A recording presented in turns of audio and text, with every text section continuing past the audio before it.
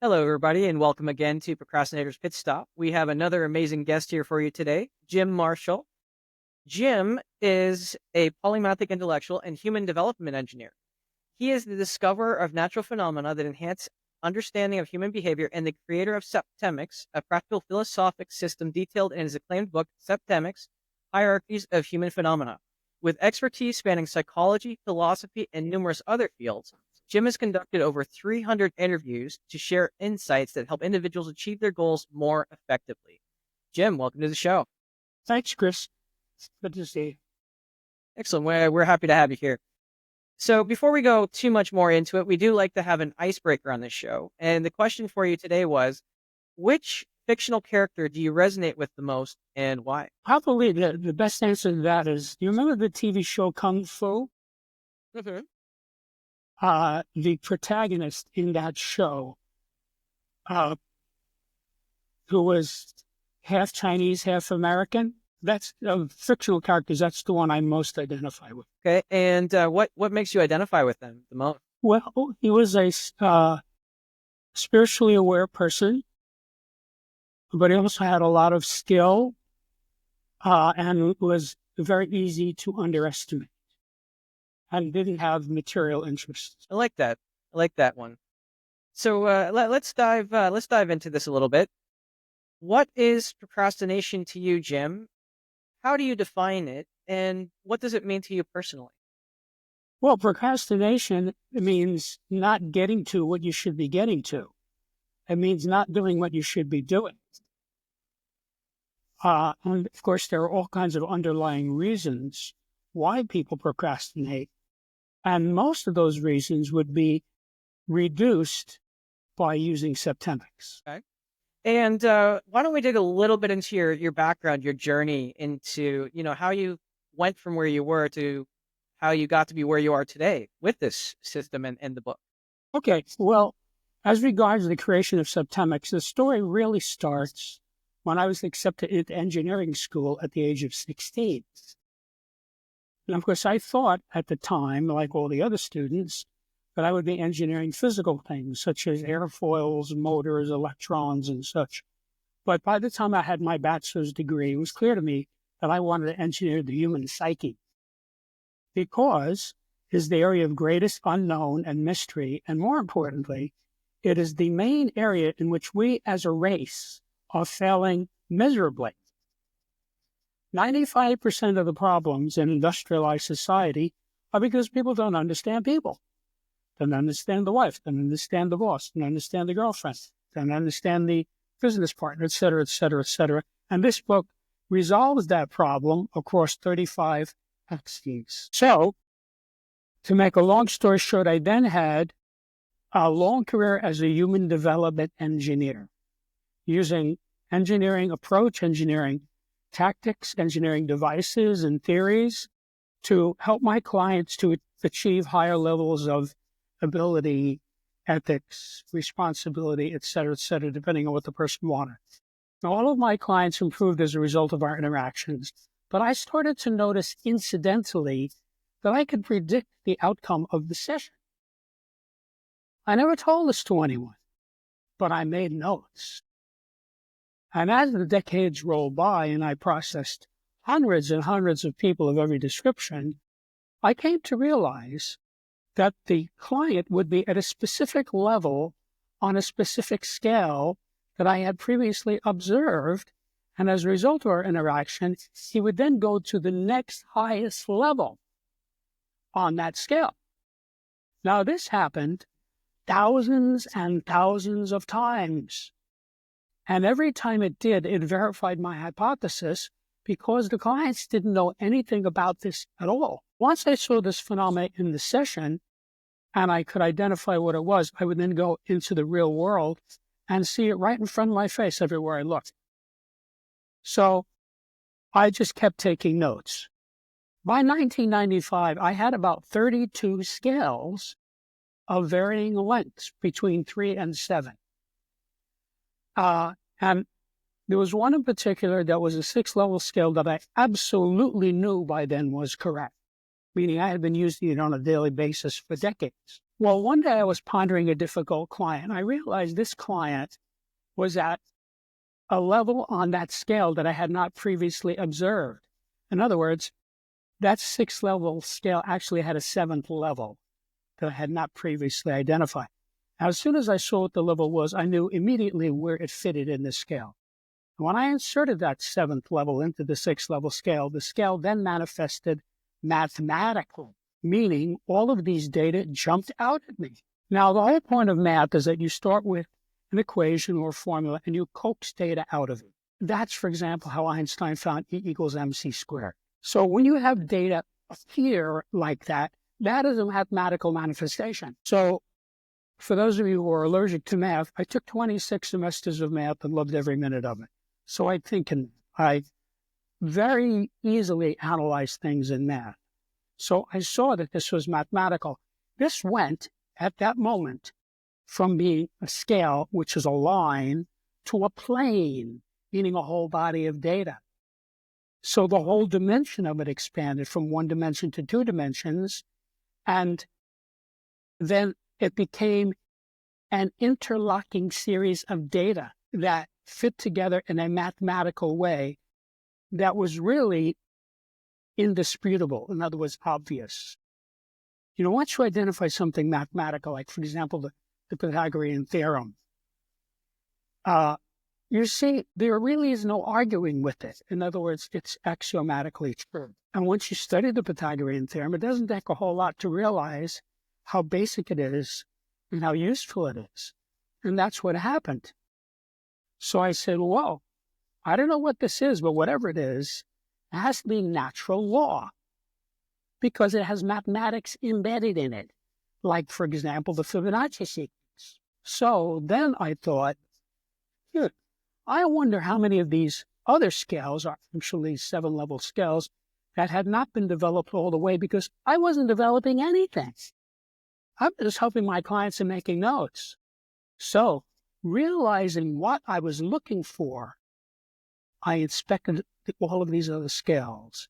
And because I knew what I was searching for, in a short period of time, each went to 7 levels. And as it did, it became mathematical. The mathematics in it became obvious. So now I had 32 7-level scales, all of which had mathematics embedded in them. Now, all this was done on direct empirical observation. In other words, there's no theory of septimics. This is just data that I discovered and wrote down. And then I thought I could go from helping people by the hundreds, which is what I had been doing as human development engineer, to helping people by the millions. If I put this in a book and get it out so people can use this data. So I'm going to have to write a book. Well, the first draft was finished in December of 95, and I sent it out in the transcript form to colleagues of mine, all of whom had graduate degrees in a variety of subjects. And in a short period of time, they all responded very positively. They had different responses, but distinctly positive responses. And that told me this is exactly what I think it is, which is a new subject that could really help people. So I spent the next 25 years of my life working on this book. And the reason for that is, first I had to discover the septimic phenomena. And I sort of already told you how I did that in the sessions, just by observation and writing intent. Although I did find 3 more scales as I was writing the book, which is why there are now 35 scales. Then I had to take that data and use it to craft a workable philosophic system. Now, as an engineer, this is what I do. So I took this data and I worked on it for 20 years until I had a foolproof, workable philosophic system that would work for everybody all the time.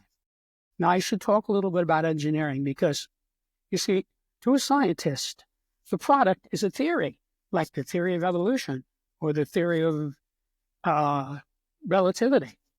To an engineer, the product is a thing that works, whether it's an automobile, an airplane, an air conditioner, or a cell phone, whatever it is.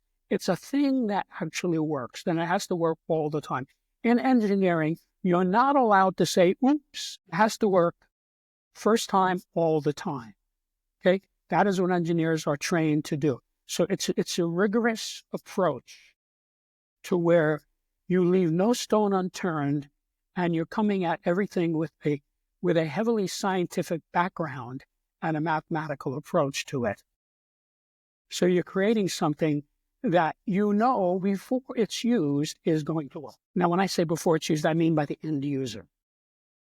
So that's where Septimics came from. I should tell you exactly what it is in a concise way so that your people understand what we're talking about. Septimics is a philosophical science based on the fact that many phenomena related to humans occur in a sequence of 7 levels. Literally, the word septimics means of or pertaining to 7. Septimics comprises a collection of scales or sequences, each of which breaks down each of these 35 areas into a sequence or hierarchy of 7 steps. There are these 35 scales, each of them is unique. And together, they span the spectrum of human experience, meaning any problem, dilemma, situation, difficulty that any person has that has anything to do with people can successfully be analyzed by one or more of these scales, usually more than one. So a guy's having a problem with his wife, right? He opens the book. He says, what is the relevant area? He said, the scale of relationships. Well, this is a relationship, and he can analyze it. See, he can say, our relationship is at level 5. That's not so good. That's near the bottom of the scale. See? So that's sort of what it is, and it opens the way to achieving your goals faster and easier, and it dramatically undercuts any kind of procrastination, because procrastination is really a cognitive issue, meaning it's something inside the person. When a person does not know what he's dealing with, he's going to procrastinate because he doesn't know what to do. Now, most people have problems and situations and dilemmas, and they don't know how to resolve them. And the reason for that, 99% of the time, is that they don't know the gradient. All good coaches, teachers, therapists, facilitators understand that human development must be done on a gradient. You cannot make a couch potato into an Olympic athlete. There are too many intervening levels. And so these 7 levels in each of these scales are the gradient. So I have solved the problem that has bedeviled mankind for 6,000 years, which is, what do I do about this thing that has to do with people?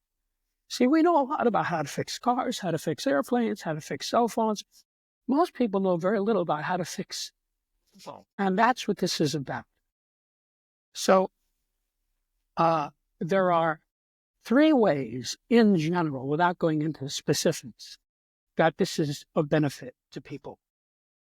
Each of these 35 scales provides the user with an infallible way of determining the beneficialness or salutariness of any individual group or activity. If the individual group or activity moves persons up these scales, it's beneficial or positive. If it moves them down, it's detrimental or negative. So you see, I'm giving you a yardstick by which to measure human affairs, which is an entirely new idea. More importantly, just finding out what level you or another person is at on any scale is by itself inherently enlightening and beneficial. Every time you correctly spot someone on a scale, you have a realization. So you're thinking about your mother, right? Trying to analyze what's going on with your mother, right? So you look at a certain scale and you get to, she's at this level. That explains why she does this. So that is one of the ways that you know you found the right level. Because if you don't have a realization, you found the wrong level. So you already have some insight as a result of spotting the level. You already have a better relationship or a better way to deal with that person, whether it's yourself or another. So then, finally, once you know the correct level for any person on any scale, you can improve that person by moving them up one level at a time. And that is where the gradient issue comes in. So, for example, I've worked as a trainer, physical trainer. If a person comes to me and says, I'm out of shape, I'm 100 pounds overweight, will you train me? I say, okay, I'm not going to just give that guy a 100-pound barbell and say, go lift this. That's malpractice. Or tell him go run 5 miles. Okay, what I would do is I would size him up, I would talk to him, I would try to get a sense of what he could do. And then when I did, I said, okay, let's see if you can curl this 20-pound barbell, right? So now he's curling it, and he gets to like 8, and he says, this is pretty difficult for me. I said, all right, stop. Let's try 15. So he does 15. He says, oh, yeah, I can do maybe 12, 13 of these. I say, good. I want you to do 13 reps on each arm 3 times a day, every day. And at the end of the week, we'll talk again. So at the end of the week, I say to him, how are you doing? And if he said to me, this has become quite easy for me, I'd say, good. Let's try 25 pounds. If he said, this is pretty tough, I'd say, okay, just keep going with the 20 the way you've been doing it. See, it's finding the gradient. That's how you help the person. But the context in which I just explained it is fairly obvious, but it works in why a person can't hold a job. It works in why a relationship is falling apart. It works in all kinds of human areas. I challenge everybody on earth to find a human situation to which one or more of these skills doesn't apply. I don't think it can be done because some version of this book has existed now for almost 29 years, and nobody has done that. I've been watching people benefit from this for 29 years. They get it. So the way people experience this book is, it's not like reading math. There's no math, really. I shouldn't say no. There's very little math in the book. I went out of my way to math-proof it because a lot of people don't like me, even though the underpinnings of it are mathematical. And I could explain those. If anyone's interested, I could explain that in minute detail, but that's not what people are really interested in. So let me tell you how you use this. Let's say, Chris, you have a buddy who is having a relationship problem, right? Your friend Fred. Every time you talk to Fred, he complains about his girlfriend. Chris, I don't know what I'm going to do about her. She drives me crazy. She's doing this. I think she's going to leave me, blah, blah, blah, right? So he's having this sob story that he's giving you, right? So you get tired of listening to this, and you say, Fred, come here, let me show you something. And you open up the book to the scale of relationships and put it in front of his face. And he's probably going to say, you mean there's a scale of relationships? You say, yes. This relationship that you've been complaining to me about for 6 months, where is it on this scale? Guaranteed he's going to want to know that because you are opening a door for him. So what's going to happen is in a matter of seconds, I mean like 20, 25 seconds, he will find a bracket. He'll say something like, well, I can see right away. It's definitely not level 1, 2, or 3 because we're having a lot of trouble, and that's the top of the scale. So it's got to be 4, 5, 6, or 7. You say, great, why don't you just read the text and then you nail it exactly? So he reads it. You can help him as a tutor. He comes back and says, well, now that I read it, he knows the relationship, right? He's been dealing with it for years. Now that I read it, I can see we're at level 5. That's not so good. No wonder we're having a lot of trouble. That explains why this, and this. And you say to him, Fred, we can move this relationship from level 5 up to level 4. He says, we can? You say, yeah, it tells you in the book how to do that. But before we do that, let me show you something else. And you open up the book to the scale of sexuality. Well, that's relevant to this situation. And he's going to say, you mean there's a scale of sexuality?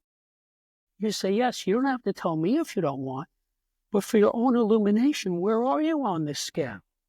He's going to want to know that. because he's having trouble with this. And he's talking about it to you already. So this is of interest to him.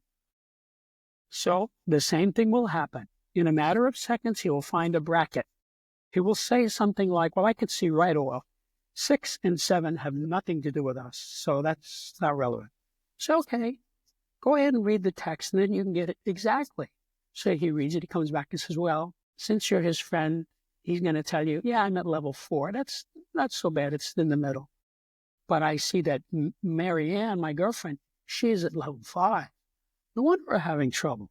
These are conflicting levels. That explains why bop-a-da-bop-a-da-bop-a-da-bop-a-da-bop. And you say, well, you know, you could move Mary Ann from 5 up to 4 if she's interested, and then you'd be at the same level and it would work. You see? Now, I could keep doing this for every scale in the book, because when you talk about a romantic relationship, it's very complex. So you're going to have maybe 20 different scales. They're going to be relevant to this. And the more he does this, the easier it's going to be for him to learn how to do it. It's going to get easier and easier. Oh, well, I can see on this scale of control, she's at level 3. That's not bad, you know, but I'm all the way down to level 5. No wonder I can't control anything. See? So this is a fruitful source of insight. So that's sort of how this works. It's very practical, and it's not hard to use. And the reason it's not hard to use is an natural law. So it's very interesting. Thank you for enlightening on that. It does. There's only, I think, one question that I would raise out of that. So just specifically on relationships, because we were giving that example.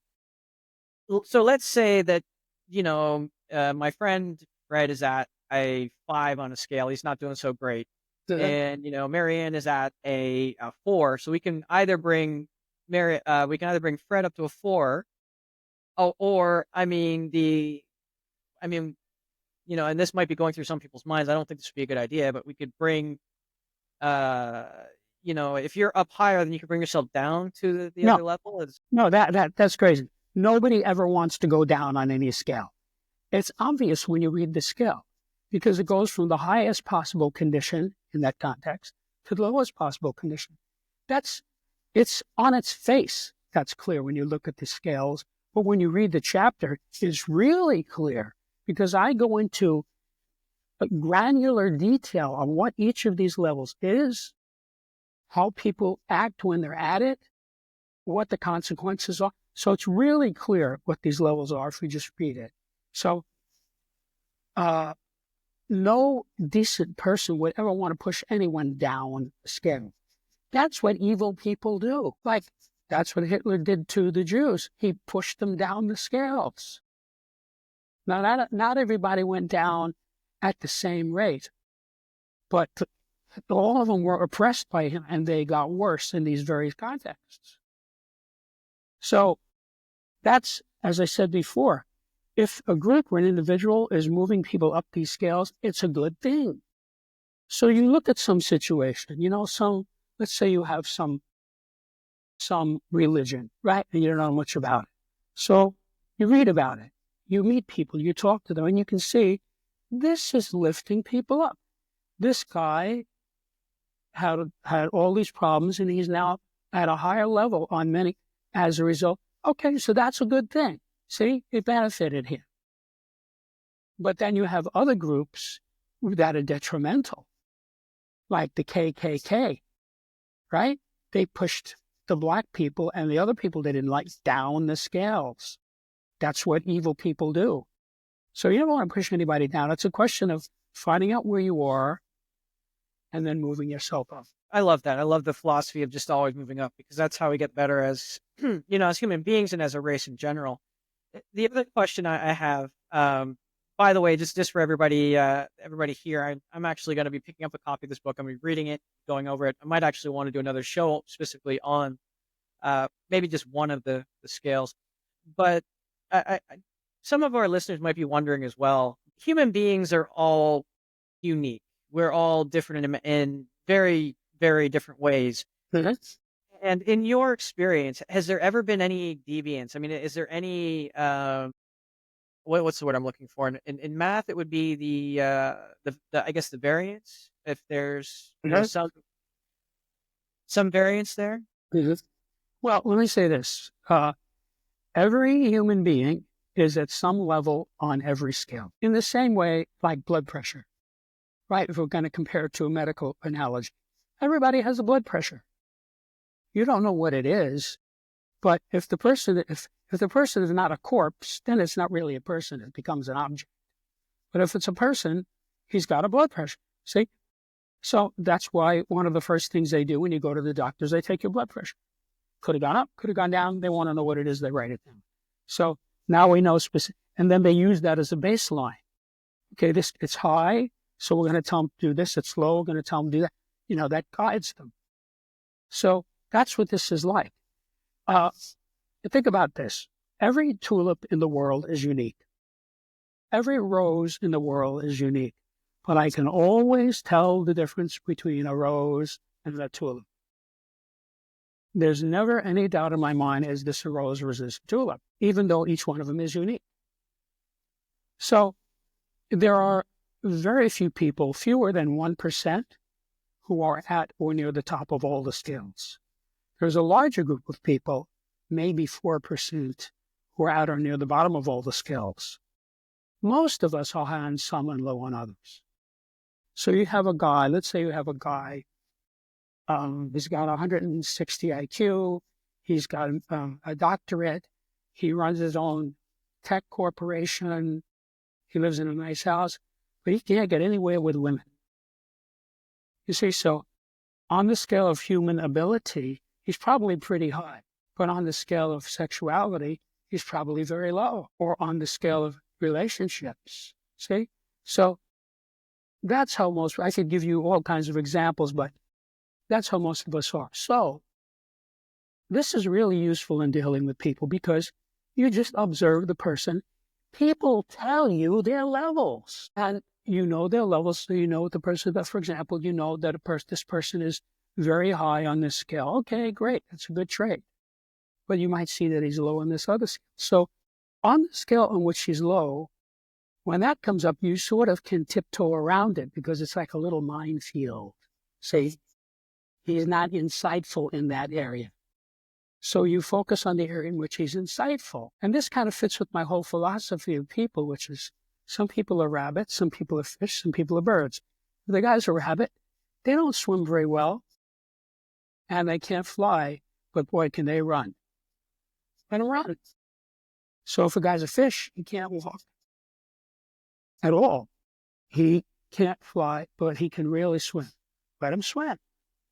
So that's my whole approach to people. And this really facilitates that because you use it in a context. So let's say you have an automobile dealership and you're looking for a new salesman, right? So you bring the guy in, you interview him, and it comes out, you can tell that on the scale of motivation, he's money motivated.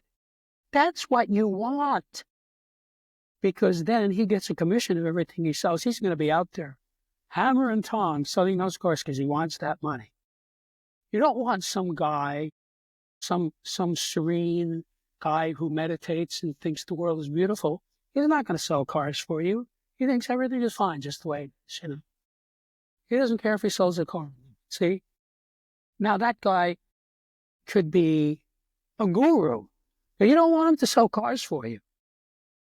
Now, let's say you have a couple that's been dating for a couple of years, and wouldn't it be, they're thinking about getting married, wouldn't it be smart for that guy to ask himself, why does this woman want to marry me? I mean, isn't that a reasonable thing to ask? I'm not saying to ask the partner. I'm saying look at the book, look at the scale of motivation. And maybe after he looks at that, he analyzes and says, well, I can see she is at level 1, which is love. She wants to marry me because she loves me. That's a good reason to get married. Let's set the date. But maybe that's not what happens. Maybe when he analyzes it, he says, no, now that I think about this, I can see that she wants to marry me because I drive a Maserati, I have a 60-foot yacht, I fly my own Learjet, I live in a $15 million condo, and I have $10 million in the bank. See, that's a different motivation.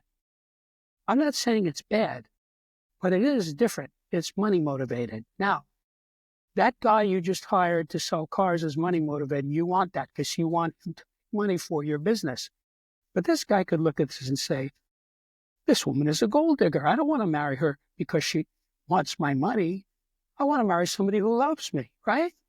So maybe they break up. Now, if that happens, he's not going to be upset about that. He's going to say, thank God I figured this out now, before I wound up owing her $15,000 a month in alimony. I dodged a bullet, right? But maybe that's not what happens. Maybe he says, okay, she's money motivated, but I love her, and so I'm going to marry her anyway. That could happen. Now, did you ever notice how many elderly, unattractive men have beautiful young wives? It's very common. Every once in a while, I run into somebody who says, how does this guy get this wife? It's an obvious, the guy's like 55, he's bald, he's 50 pounds overweight, looks like he never exercised a day in his life. And she's Miss Texas, So how does that work? I'll tell you how it works. Miss Texas gets a diamond ring, a pearl necklace, a mink coat, a Corvette, and a credit card. And the unattractive guy gets a 23-year-old beauty queen for a wife. So for them, it works. So when she comes to him and says, honey, I want to go to Vegas with my girlfriends for the weekend, he says, okay, here's $5,000, have a good time. He doesn't care, he's got plenty of money. See? And when she comes back, she's grateful. She's happy. So maybe for them, it works. So I'm not telling you what to do about this. That's up to the individual. But the key is to know what you're looking at. So, for example, if you were to invite me to your home, maybe you have a garden, and you say, Jim, look at my garden. So I come over to your home, and I say, oh, Chris has hydrangeas, chrysanthemums, irises, tulips, roses, forget-me-nots, see? And the reason I can analyze it like that is I know a lot about flowers. And I could even advise her. I could say, these should be in the shade and these should be in the sun, et cetera, right? Now, if you bring some 5-year-old kid into that garden, he's going to smell and see exactly what I smelled and saw. But all he can say is, these are pretty and they smell nice. That's all he can say, because he doesn't know the word chrysanthemum or hydrangea. Now, most adults are like that little kid as regards people. They don't know what they're looking at. And that is why more than 50% of the people in the United States are not married. And of the ones who are married, more than 50% of the marriages get divorced. Okay, so this is obviously a very clear evidence of not knowing what they're dealing with. Now, look, when I was a young man, this data didn't exist. I hadn't discovered it yet, so I made the same stupid mistakes as everybody else. But now that I know this material, it does not happen, will not happen, cannot happen to me, because I know what I'm looking at.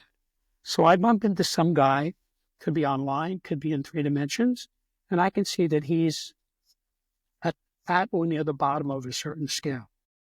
I say, whoa, I'm not going to mess with this. Have a nice day. Goodbye. Don't insult anybody. I'm polite, right? So we move on. See? Now, a lot of people can't analyze it like that, and they get in a lot of trouble. And that's why we routinely elect criminals and idiots to run our governments, because we don't know what we're looking at. So, for example, I know the basic purpose of every president of the United States, going back as far as Franklin Delano Roosevelt, and many of the presidents prior who I studied, such as Washington and Lincoln and Jefferson. This is not a subtle point. And what could be more important than knowing someone's basic purpose? That's what the person is trying to do all the time. It tells you a lot about the person. So, for example, when Obama came on the scene, he had only been in the Senate for 2 years. Most of us in the other 49 states had no idea who he was. People in Illinois knew who he was because they sent him to the Senate. But the rest of us said, who's this guy with this funny name? He's running for president. I better find out. So I conducted a septimic analysis of him, and I was able to isolate his basic purpose. And that told me, do I want to vote for this man or do I not? Okay, so once I knew, I knew, see, because you see how that comes in with procrastination. If you don't know what you're dealing with, you're going to procrastinate. I don't know what I should do. See, should I exercise or should I sit in the sauna? So you sort of dither on it. You don't do it. If you know what's going on, if you know the level, you go forward. You say, okay, I got to fire this guy. This is a destructive person. You're fired. Okay? And everybody in the business is happy. Or it could be the opposite. It could be, this guy is a very upscale person. He's high in all these skills. I'm going to promote him. So this really helps in dealing with people for the better or worse. So I'll bump into some person. I'll see, oh, this person is high in this skill, high in this skill, high in this skill. This is an upscale person. This is somebody I want in my life. And so I keep the person around. And I mentioned already, you bump into people who are downscale people. I once was in a nightclub, and the godfather of that county in the mafia was in the club sitting there at a table. Okay? I was very young. But just looking at this guy, somebody told me who he was. He was the scariest guy I ever saw. I don't want to have anything to do with that guy. Okay? Nothing. Move along. So, some people, this really facilitates that type of an insight where you can see, who is this guy? So, for example, there's a scale of literacy. That tells you a lot about the person. For example, if I wanted somebody to edit something I wrote, I would want somebody who's very literate. I could talk to the person or read his writings and spot him on the scale of literacy. Okay, this is a very literate person. Okay, here, take a look at this essay. Tell me what you think. But if that guy is at or near the bottom of that scale, I'm not going to hire him to do this. You could make a mistake, see? It's a way of analyzing it. But that same guy could be my gardener or my housekeeper or my auto mechanic. I have an auto mechanic. He's like a genius. He works on race cars, okay? Big time auto mechanic. This guy, I have absolute faith in him. I just bring him my car, say it's doing X, Y, and Z. He says, okay, pick it up tomorrow. I pay him. He doesn't know the difference between a gerund and a participle. See? So you suit the person to the context in which he fits, and by analyzing it, you can figure that out. You can say, okay, this guy will be good in research, but we don't want him talking to people. That type of thing. So what I should really do is tell you the names of the 35 scales, because then you would know exactly what subject matter is covered in this. Can I do that? Yes, please. Yeah. Okay. Let me see if I can just pull that up here. Okay. So there are 24 individual scales, meaning they apply primarily to an individual as opposed to. These are the individual scales. The scale of basic purposes, the scale of personal influence, the scale of choice, the scale of permeation, the scale of thought, the scale of identity, the scale of evaluation, the scale of motivation, the scale of control, the scale of stopping, the scale of scholarship, the scale of literacy, the scale of human ability, the scale of memory, the scale of spiritual identity, the scale of mental deletion, the scale of aberration, the scale of physical fitness, the scale of justification, the scale of belief, the scale of equanimity, the scale of attack, the scale of conflict, and the scale of reaction. And these are the group scales, meaning they apply to groups. The scale of relationships, the scale of life spheres, the scale of government, the scale of civilization, the scale of survival, the scale of management, the scale of exchange, the scale of communication, the scale of allegiance, the scale of sexuality, and the scale of politics. Any one of these scales by itself could dramatically improve the life of the reader. And I gave you some examples already about that. Something went wrong. Please try. I don't know what my computer is doing. Shut it off. So go ahead. You going to say something? No, I was just saying, yeah, technology is great. I mean, as we were talking, I even had like an emergency alert pop on my phone saying they were testing it. So who knows? Anyway, Jim, this has been a very enlightening conversation. I mean that wholeheartedly. Um, and I'm right now. I'm going to go out and I'm going to pick up a copy of the book. I am going to read it cover to cover. I might even photocopy it and keep it on my ceiling at night so I can ponder some things if I feel like I want to. You know how your mind wanders sometimes at night? I think I might want to let it wander somewhere useful at least. Yes. This has been great. We are coming up pretty close to the time. Is there anything that maybe you wish I would have asked but didn't ask, or anything that maybe we should have covered that we didn't cover? Well, let me say this. This is one sentence that'll bring this whole thing into focus for your viewers. The data in this book are vital for every person and can help you to achieve your goals faster and easier by explaining what might otherwise seem to be inexplicable or random. So if someone were to invite you to a rendezvous, you would certainly expect them to tell you the time, the date, the location, maybe how to get there. It's very hard to get anywhere if you don't know where you're starting from, don't know where you're heading, and don't know how to get there. Now, this sounds idiotic, but most people do this regularly. And this book solves that across 35 axes. It tells you exactly where you are, exactly what the next level up is that you will be able to get to if you try, and what the next level down is, which is where you'll go if you fail. So it makes human phenomena very clear, predictable, and manageable. And that's what this is about. I love that. Just before we go, Jim, in case we have questions, and I'm sure that I myself may have some. If our listeners have any questions that they want to talk to you about the book, or maybe ask a question, clarification, what would be the best way to reach out to you? Well, I invite your viewers to go to my website, which is septimics.com, Septemics, where you can see what many readers have said, what many journalists have written, what the reviews are.